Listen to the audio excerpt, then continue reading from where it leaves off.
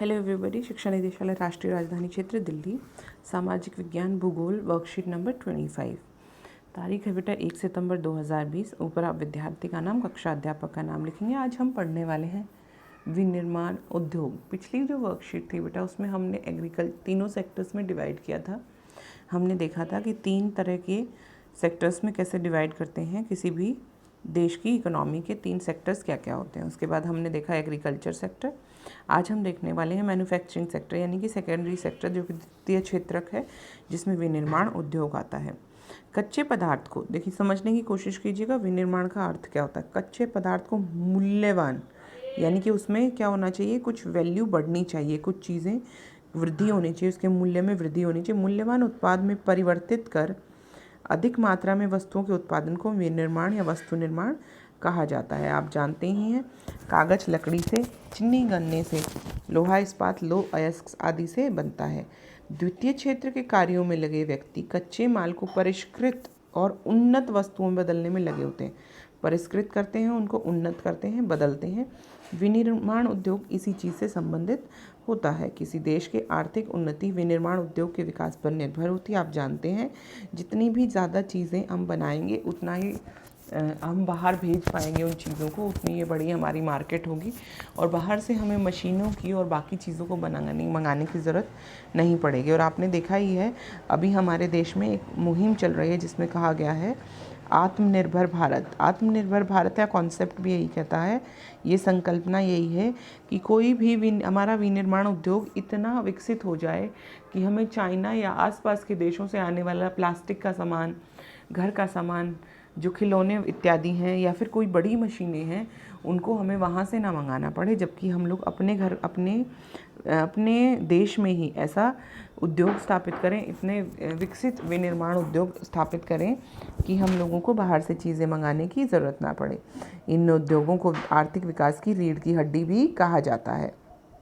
यहाँ पर 3 कारण दिए हैं कि क्यों इनको रीढ़ की हड्डी कहा जाता है। ये कृषि के आधुनिकीकरण में सहायक हैं, ये देश में बेरोजगारी और गरीबी को ख़त्म करने के लिए ज़रूरी होते हैं।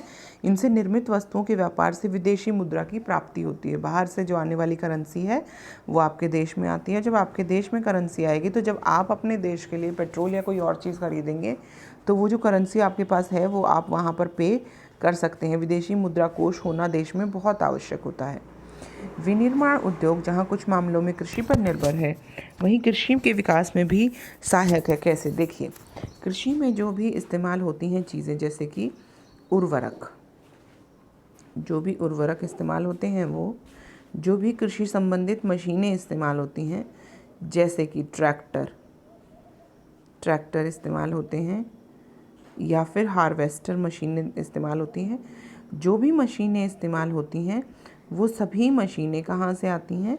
वो सभी मशीनें विनिर्माण उद्योग द्वारा बनाई जाती हैं, उन द्वारा निर्मित की जाती हैं।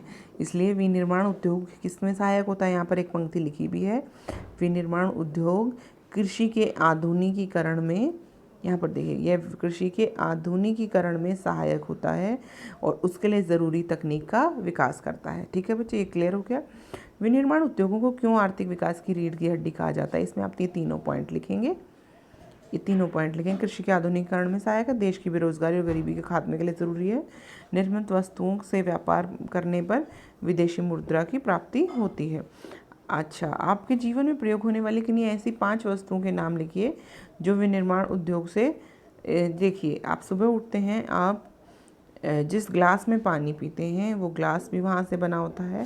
आपके घर के जो पंखे हैं, कूलर हैं, वो भी यहीं से बने होते हैं, विनिर्माण उद्योग द्वारा बनाए जाते हैं। आप जिस मोबाइल से अभी पढ़ाई कर रहे हैं वो भी विनिर्माण उद्योग से बनता है। और आप के घर में अगर गाड़ी है, स्कूटर है, तो वो भी विनिर्माण उद्योग है। यानी कि आपके आसपास हर चीज़ विनिर्माण उद्योग से जुड़ी हुई होती है। आपके शहर के आसपास या कौन से विनिर्माण उद्योग हैं, लिखिए।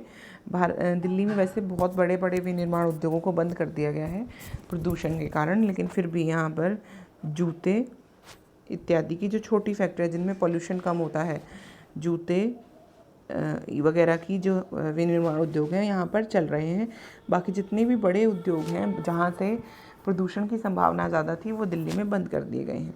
ठीक है बच्चे, चलिए चलते हैं। उसके बाद अगर आप गुड़गांव लिखना चाहें, गुड़गांव मानेसर, यहाँ पर गाड़ी की बहुत फैक्ट्रियाँ हैं, गाड़ियों के पुर्जे बनाने की, गाड़ियों के स्पेयर पार्ट्स बनाने की बहुत सारी फैक्ट्रियाँ हैं, आप उसको मेंशन कर सकते हैं। आई होप ये वर्कशीट आपको समझ में आई। कोई डाउट हो तो पूछिएगा। मिलते हैं बच्चा अगली वर्कशीट।